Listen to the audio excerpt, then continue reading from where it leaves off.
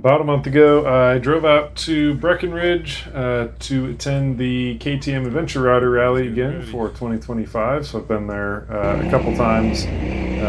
Went to the Park City Adventure Rider Rally and made it out to the last Breckenridge one, and now was actually able to make it back to this one. And what got me out here was this Team Ultimate Adventure Challenge that KTM had put on, which was kind of a thing that I talked to a couple big bike guys about, and then I talked to Brendan, a buddy from the rally world, about a little bit. We decided to come out and do it. So I came out with my 2007 990, and he was out there on his 790 Adventure R. Most of the bikes in the group were 790s or 890s. Jesse Ziegler was actually on one of the brand new 390s, which amazingly did pretty darn well, really, at 12,000 feet of elevation on a new bike and stock suspension. So competitors were kind of people from the dealership world or from the rally world. A couple guys who have raced big bikes before from Canada, Radek and Vasily, who, spoiler alert, ended up winning the thing. A bunch of pretty good riders all around. Some guys came out from California, from Checkers Club, rally world, big bike world was very well represented. So the format of this whole thing was, you can see there's a little computer that's on my dashboard along with the GPS and then the Trail Tech mounted to the bike. And that little yellow device is called a rally comp, and what it does in this enduro mode is it points an arrow to the next waypoint. So it's always got an arrow open. It tells you the distance to the waypoint, the direction to the waypoint. And we're using that to figure out where we're going. There's not actually a line on the GPS of where we're going, but it did help a few times figuring out which trail to take to get to where the waypoint was being indicated. So what we had to do is, over the course of 2 days, we had to ride on all these trails, about 175 miles the first day and pretty darn close to 200 miles the second day. So we did close to 400 miles out there in 2 days. And during that riding, there were 3 special tests on each day that were timed. And so you would get to a waypoint that was marked on the rally comp. You rolled into it, it counted you down and set you off, and you rode as quickly and as safely as you could through this gnarly terrain until you got to the end of the stage, where it would once again count down a stop timer and end your time section. So I only got video of 3 of the special tests. This is the first one. We had some pretty gnarly weather out there. It was basically never above 50 degrees out. It was down to 38 degrees at one point. We had a lot of rain. Some of the guys said they actually saw snow. You can hear me say in the video that my steering damper was cold enough that I could feel it, but we're in the special and I didn't want to reach down and turn it down. So yeah, we definitely had a little bit of everything out there. And then so going back to the format, the total time of the event was the sum of the team. So Brendan and I, our time was summed at the end of the event, and that was our total time, which we didn't really have a strategy going into it. We were just like, let's go as fast as we could. But if one guy stopped and you had to help your teammate, or your teammate had to help you, it basically doubles the time that's added, because now you're both accruing time that you're not moving. So definitely a bit to think about there. But that was the overall event. We actually did not come back to the bivouac, the kind of home base in Breckenridge overnight. After the first day, we ended up in some actually pretty cool cabins on Buena Vista. So we overnighted there and then came back. You can hear the rally comp beeping occasionally in the video. That is it saying that it validated a waypoint.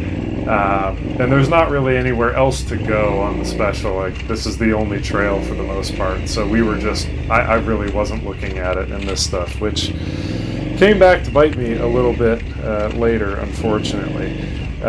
So just kind of talking through the terrain a little bit. Obviously, you see this is pretty tight. They were trying to keep the speed down, and honestly, that was a great move, because most guys don't race big bikes fast. The bikes aren't really set up for it. They're really not made for crazy speeds and hitting stuff. There's not enough safety factor there. That's how people get hurt.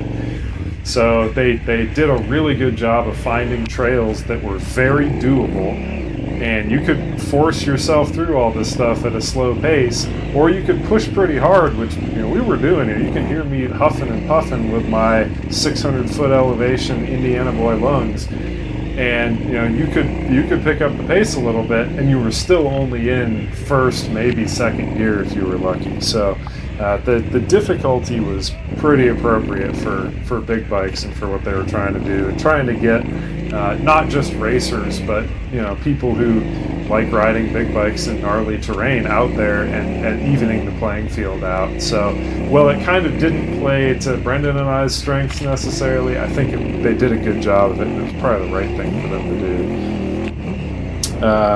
So that's kind of the terrain. It was a lot like this. There was some decomposed granite later on. It did get muddy, but it was a lot of this kind of dirt, rocks, logs, little logs, right, stuff like that. And then a couple that we did end up getting a little more hung up on that honestly, like, we could have ridden over. I know that Radek and Vasily rode over these. I could have ridden over it, but I got scared. I didn't want to drop the bike, hurt myself, whatever. And yeah, commitment is key on big bikes doing this stuff. And you'll see me kind of taking a line around here, and you'll see Brendan also got hung up a little bit. So, that's just how it goes sometimes. These big bikes are a lot of weight to hustle around, and they don't just go over stuff very easy. This is terrain that I ride. It's more similar to like Indiana terrain than it is to what Brendan rides out in the desert. So some of this I was a little bit more used to. The first stage we were getting used to the rally comps, so like you can hear the beeping, but for the most part they were really good. But the trees and the weather made it really hard for them to get a signal. And I think for the guys who were not rally guys, it was actually easier, because me, as a guy who's used to rally where there's a big penalty for missing waypoints, I'm trying to do everything I can to hit them. And you'll see, I think in this clip that's going now, if you watch the arrow on the rally comp, it will start turning backwards as I'm riding. And eventually I realize it out of the corner of my eye that the arrow didn't register. I never heard it beep, and I was expecting it to.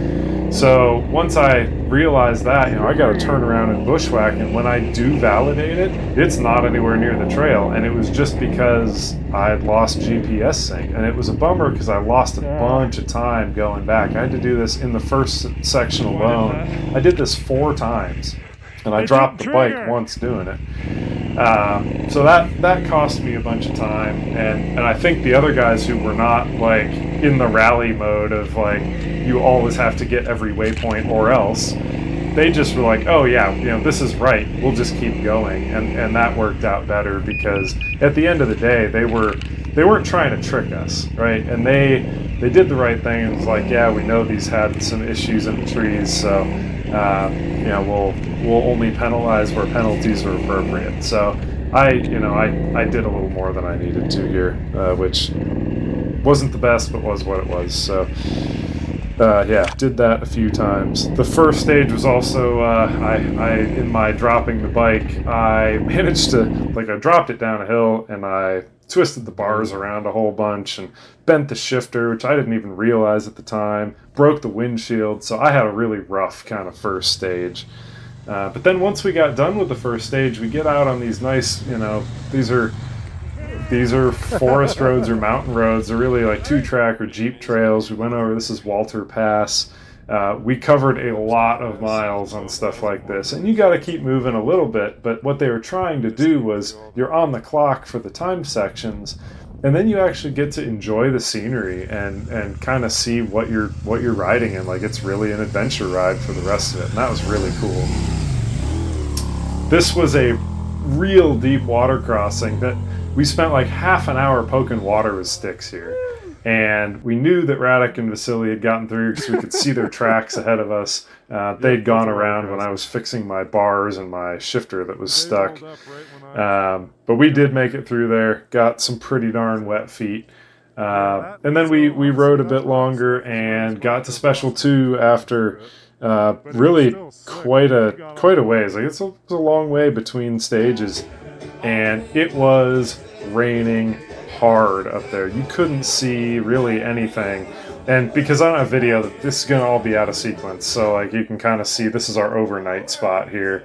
We're there going through, and we had live music, and we had really good smoked meat out there they made on site for us. At the end of the first day, so after the first 3 stages, they had some preliminary results, and the results were close. So Brendan and I were in first with a margin of like 3 minutes over Radek and Vasily. The Cycle News guys were Jesse Ziegler and Alex were maybe a half hour, 20 minutes, half hour, something like that behind us. And then we had a pretty decent gap between us and the rest. But on that second special, we had, I wish I had video of this stuff. The camera was dead and all this. But we started in the dry. It was just starting to kind of get rainy on us. And we could kind of see through the trees the sky was getting dark. And so we do the single track part of the special, and then it kind of opens up. We get above 12,000 feet. We break through the tree line, and it is pouring down rain. And it's foggy. You can see 40, 50 feet in front of you, and that's about it. And Jesse got video lightning. They had to hide up there. Only 3 teams, us, Radek and Vasily, and Jesse and Alex, made it through that special before they closed it, because it was sketchy, and they didn't know it until we were through there. But that one was gnarly. Brendan had a little bit of an off. There's a big shale field, and it was just slippery. And the suspension on his bike, even like you can see it in the videos, it's good desert suspension. It's not necessarily great for some of this stuff, and it was fighting him a little bit. So he had an off, and we really struggled through that one. And that was the clip earlier where I was kind of standing by the bike filming in the rain. It was at the end of Special 2. Special 3, I mean, it was cold enough that we were in like the decomposed granite, kind of like what you see in the video right now. And it was a really nice, fast special stage. Again, it was pouring down rain. I didn't bother the GoPro. We were cold enough that on the liaison, to get to the untimed part, getting to the last special, like we were cold. So we were actually riding aggressively just to keep blood flowing, keep our bodies loose, keep our fingers loose, the clutch and the brake, because it was too cold otherwise. So yeah, that was pretty wild. Some technical difficulties out there. On the second special that day, Vasily actually lost his exhaust and rode with open headers the whole time, so that was pretty deafeningly loud. So yeah, you saw some of the cabin video. That was results and music and beer, and kind of looking over the bike. My shifter was about to fall off. I zip tied my windshield back together because it was banging around after dropping the bike in the first special the first day. So this is the first special of day 2, and this was probably the gnarliest of the specials that we did. It was first thing in the morning. Like, we went to a gas station and we came here, and we knew that we didn't need a ton of gas, so I only put like 1.5 gallons in the bike at the gas stop.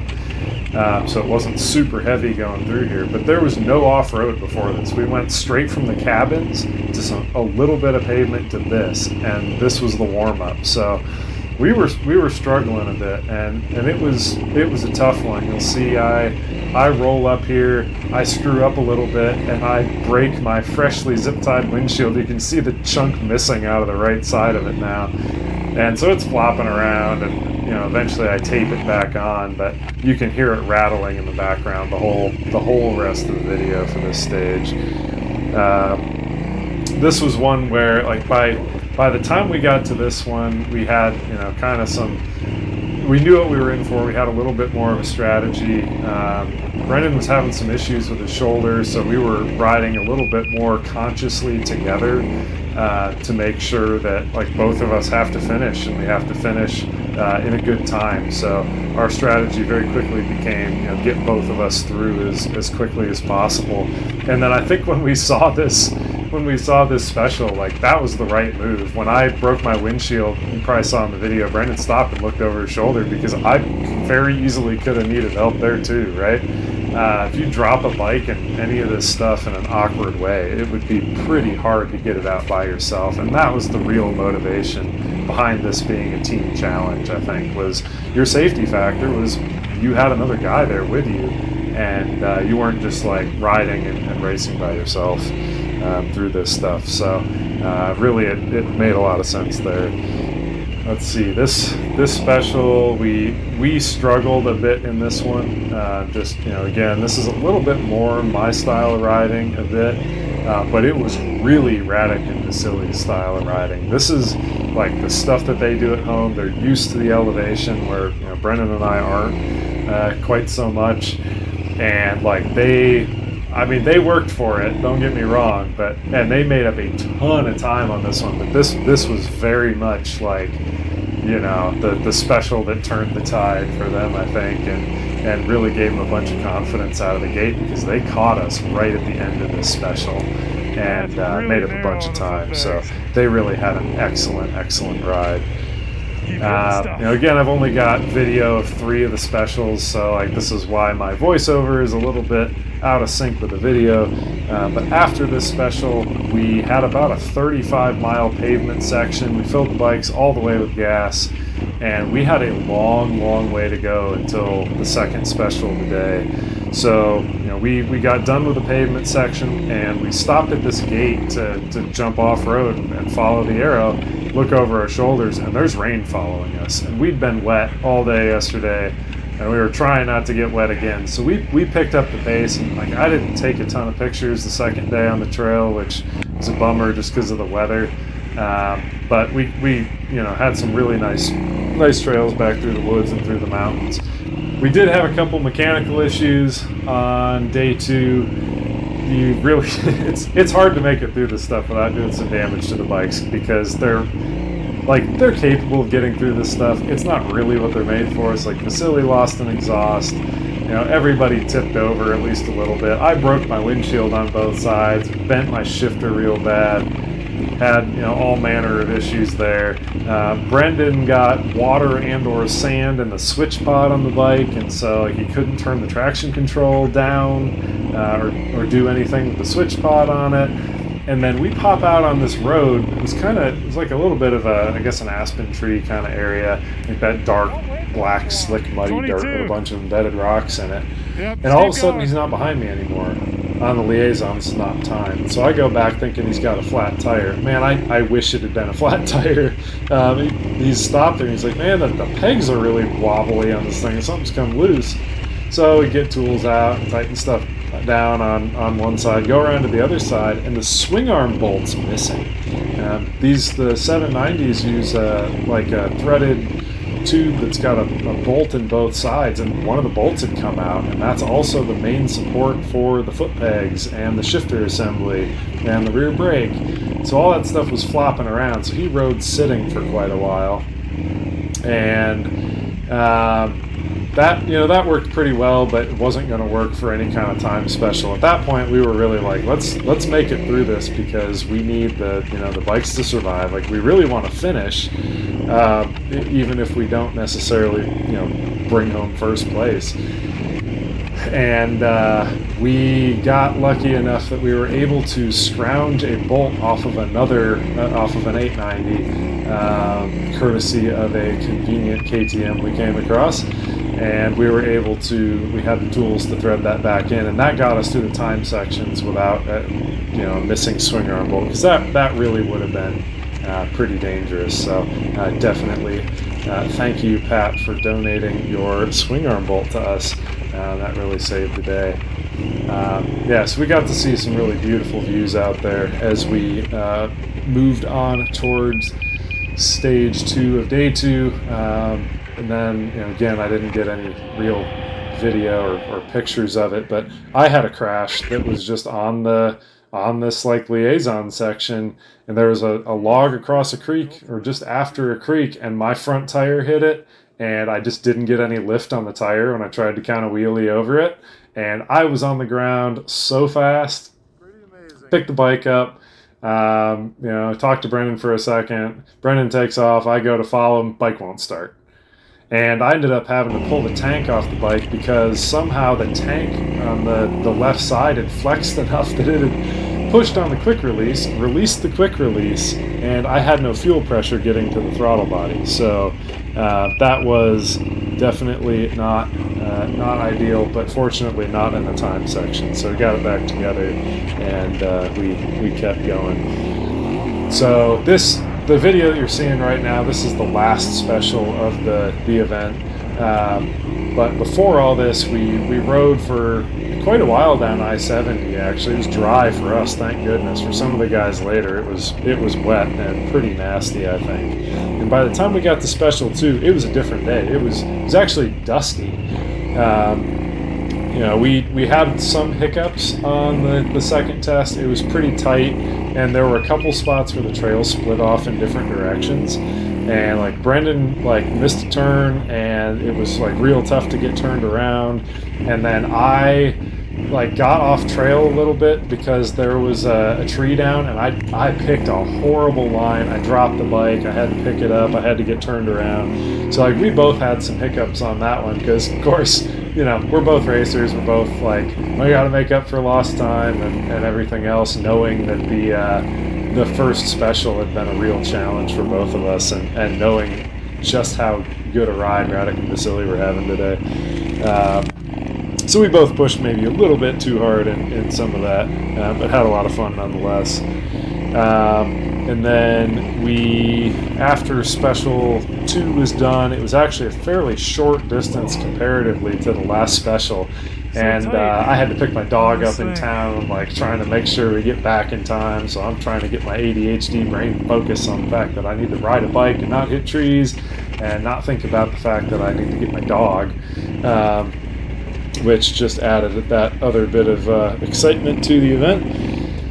And eventually we get to the last special here, and it's actually the I think it was either the same or mostly the same as the first special the first day, but in reverse. And I didn't really realize it until we were about halfway through, but we popped out in the same spot and entered, I think, in a similar spot. It was, as you can see, pretty tight, and we were both pushing pretty hard in this because this was the last special. This is where it all came down to the wire. You could burn up all the energy you had left. And of course, still try to keep the bike upright at the same time. And there wasn't really an opportunity to go fast, but it was okay, we're just gonna stand up, keep moving, and just try to push the pace, 5% or something. Because again, we're at between 9,000 and 12,000 feet, and I'm a flatlander, and Brendan's from the West Coast, and also lives not in the mountains at elevation. So this was a workout for both of us for sure. I actually cooked the back brake.